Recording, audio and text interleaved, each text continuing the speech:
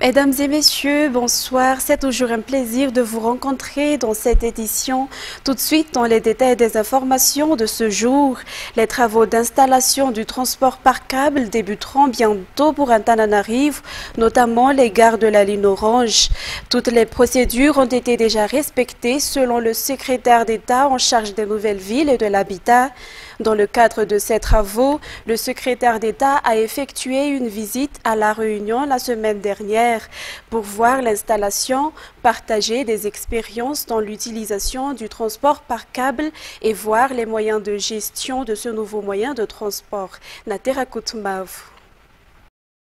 La CINOR, ou la communauté intercommunale du Nord de La Réunion, regroupant les communes de Saint-Denis, Sainte-Marie et Sainte-Suzanne, est parmi les initiateurs de la mise en place du transport par câble dans la commune de Saint-Denis avec la région et la mairie. Elle a accueilli le secrétaire d'État en charge des nouvelles villes et de l'habitat et sa délégation dans ses locaux pour rencontrer son président et les techniciens qui ont contribué à la mise en place du TPC dans la ville de Saint-Denis. Selon le secrétaire d'État, la rencontre a été axée sur le partage d'expériences dans l'utilisation du téléphérique, mais aussi sur le système d'exploitation de ce moyen de transport dans son ensemble, la société en charge de cette dernière et le retour d'investissement.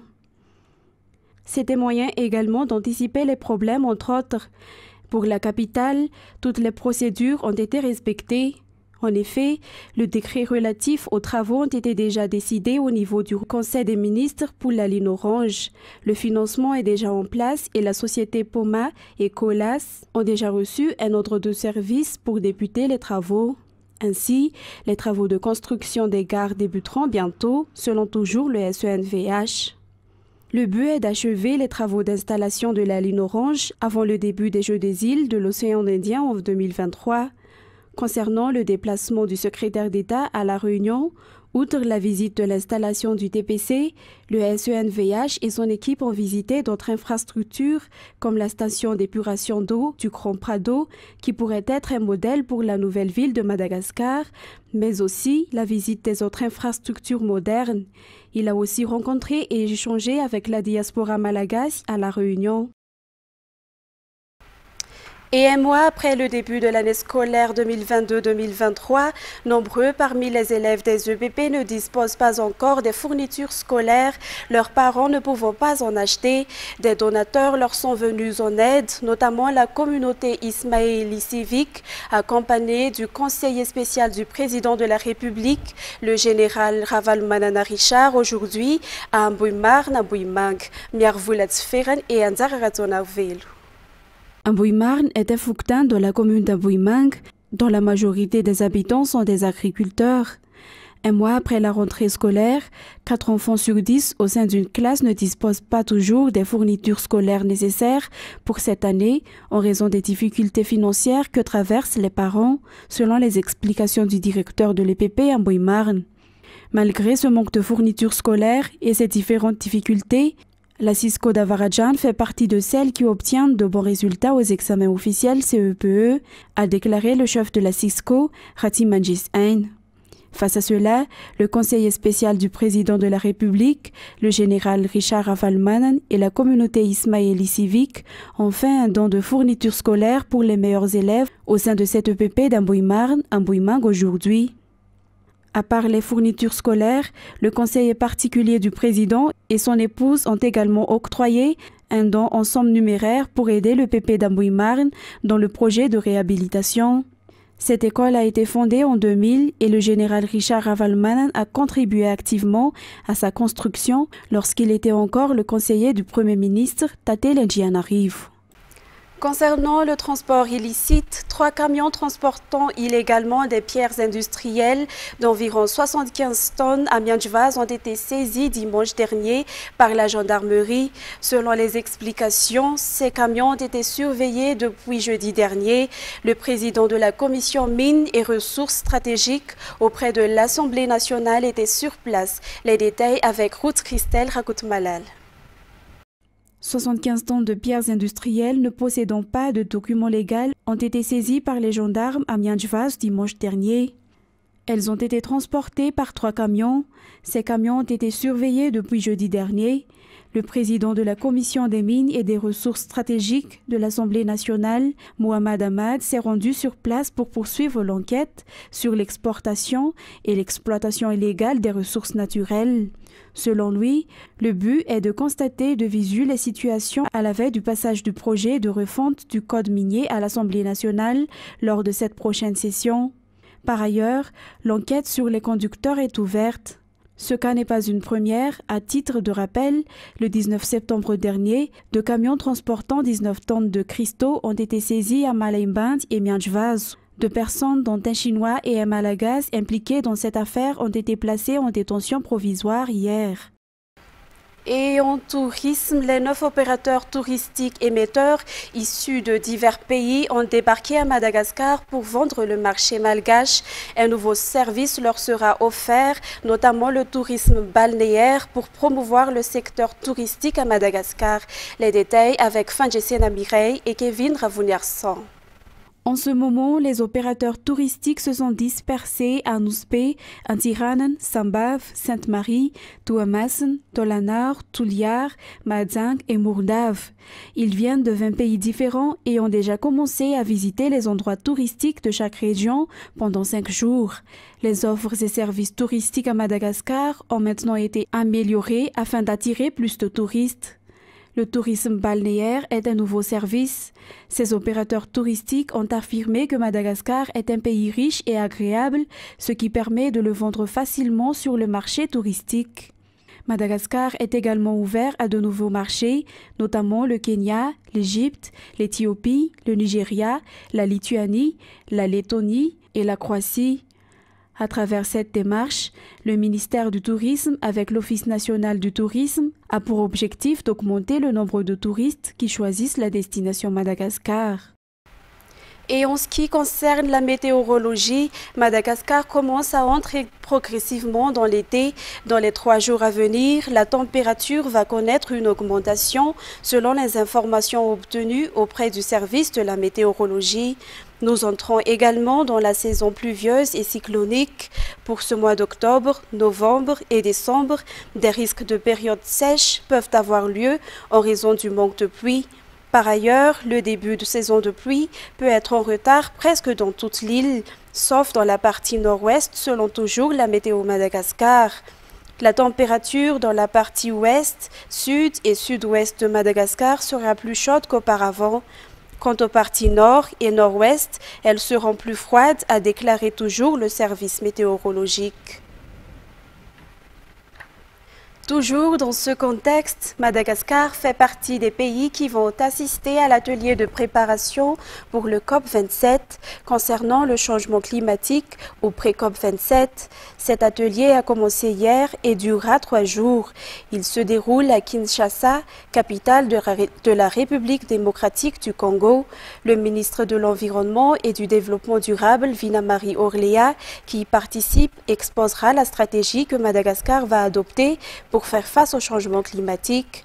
Aujourd'hui, durant la 2e journée de l'atelier, Vinamarie Orléa a été sélectionnée avec l'Australie pour mener les débats et les entretiens dans le groupe Pertes et Dommages. Une rencontre a eu lieu également entre le ministre de l'Environnement et du Développement durable et Eve Massoudi, vice-premier ministre et ministre de l'Environnement et du Développement durable de la République démocratique du Congo. Une rencontre qui vise à échanger des idées et des expériences en ce qui concerne le changement climatique pour les 2 pays. Pour rappel, le COP27 aura lieu du 6 au 18 novembre 2022 en Égypte. Place maintenant aux actualités internationales. Au moins 7 personnes sont décédées du choléra en Haïti, ont annoncé dimanche dernier les autorités, ravivant les craintes d'une résurgence de la maladie dans ce pays pauvre des Caraïbes, où une épidémie à cause de la mort de plus de 10 000 personnes entre 2010 à 2019. Reportage sur les images de France 24. Dans les rues de Port-au-Prince, des habitants obligés d'aller chercher de l'eau potable dans des conteneurs. L'inquiétude grandit car Haïti fait face à une résurgence du choléra après plus de 3 ans sans le moindre cas. Plusieurs décès ont été constatés ces derniers jours. Au moins une personne est morte chez elle, dans sa ville. C'est un réel problème de voir que des habitants qui ont de la diarrhée ou vomissent n'ont aucun moyen d'aller dans un hôpital où ils pourraient être soignés. Les autorités appellent à la plus grande prudence et demandent d'adopter de strictes mesures d'hygiène pour éviter les transmissions. Mais le pays est en pleine crise. La hausse des prix du carburant suscite une immense colère. De nombreuses manifestations ont été organisées avec l'installation de barrages routiers, ce qui empêche le passage d'équipes médicales ainsi que de camions-citernes pour ramasser les poubelles. Il est impératif que les équipes médicales puissent accéder aux zones à risque, notamment là où des premiers cas ont été confirmés ou sont suspects. Il faut réduire tout risque d'avoir une explosion du nombre de cas. Le pays avait fait face entre 2010 et 2019 à une très importante épidémie de choléra qui avait causé la mort de 10 000 personnes. À l'origine de cette épidémie, des casques bleus qui avaient déversé des matières fécales dans un fleuve. L'ONU avait fini par reconnaître sa responsabilité en 2016. En Corée du Nord, le pays a tiré mardi 4 octobre un missile balistique de moyenne portée qui a survolé le Japon, une première depuis 2017, conduisant Tokyo à activer son système d'alerte et demander à la population de se mettre à l'abri. Washington a promis, après consultation avec le Japon et la Corée du Sud, une personne robuste à ce tir. France 24. Il aurait parcouru 4500 km en 20 minutes, ce qui en ferait la distance la plus longue pour un missile nord-coréen. Ce tir, le 5e en 10 jours, est une nouvelle provocation pour Séoul et Tokyo. Il aurait survolé le territoire japonais avant de s'échouer dans l'océan Pacifique, entre 3 et 4000 km au large du Japon. Tokyo n'a pas tenté d'abattre le missile en vol, ce qui suggère qu'il ne menaçait manifestement pas directement l'archipel. Par mesure de sécurité, les autorités locales ont tout de même interrompu des liaisons ferroviaires et appelé des habitants à se mettre à l'abri. La Corée du Nord aurait lancé un missile balistique. Ce missile aurait survolé notre pays et serait tombé dans l'océan Pacifique. Il s'agit d'un acte de violence qui fait suite à des tirs répétés. Nous le condamnons fermement. La plupart des tirs nord-coréens retombent sur leur propre territoire. Celui-ci, réalisé dans des conditions jugées plus réalistes, inquiète. D'autant que Washington et Séoul s'attendent à ce que Pyongyang procède à un essai nucléaire dans les mois qui viennent. Ce serait le premier depuis 2017. Une telle provocation nucléaire, irresponsable, se heurtera à une réponse résolue de la part de nos militaires, ainsi que de nos alliés et de la communauté internationale. Les États-Unis estiment que le territoire américain de Guam, situé dans la région, n'a pas été menacé. Mais la Maison-Blanche, qui a condamné le tir, évoque un acte illégal et déstabilisateur. Elle dit être en consultation avec ses alliés pour envisager une réponse robuste, selon elle, à ce tir de missile. Et J-47 avant les débuts de la Coupe du Monde de football au Qatar, le mouvement de boycott continue de prendre de l'ampleur en France. Paris a rejoint la liste des villes qui ont décidé de ne pas mettre en place de fan zone ou d'écrans géants dans l'espace public pour diffuser les matchs. Parmi les raisons de ce boycott, le mauvais traitement des travailleurs immigrés et le décès lors de la construction des infrastructures pour le mondial. Toujours sur les détails de France 24. Du foot, avec ses fan zones déchaînées partout en France. Oubliez ces images. À Bordeaux, par exemple, il n'y aura pas de célébration de l'événement.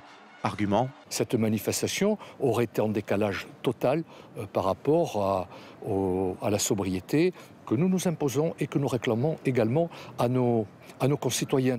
Les stades climatisés du Qatar en plein désert refroidissent plus d'un maire. Reims, Strasbourg, Marseille, Paris ou encore Lille boycottent ainsi le mondial. Martine Aubry dénonce un non-sens au regard des droits humains. Alors ces communes sont-elles sincères ? Soit le Qatar est un pays absolument horrible, mais ce n'est pas seulement la Coupe du Monde qu'il faut boycotter. Il faut couper les relations, ne pas lui vendre de Rafale, ne pas lui vendre d'Airbus, ne pas lui acheter le gaz, ne pas acheter de pétrole. Moi, j'ai toujours un peu de mal quand c'est uniquement le sport qui doit faire l'objet de boycott. D'ailleurs, certains supporters n'hésitent pas à dénoncer cette hypocrisie. D'un côté, c'est très bien. Après, j'aimerais que ça soit dit pour les bonnes raisons et pas juste pour dire on fait un boycott pour une Coupe du Monde. Ça, c'est de la politique un peu démago, mais bon. Le maire de la petite ville de Chomérac en Ardèche assume. Il refuse de dépenser 6 000 € pour un simple écran géant, dit-il. Mesdames et messieurs, fin de cette édition. Je vous remercie de l'avoir suivi jusqu'à son terme. Au revoir et bonne soirée avec Viva.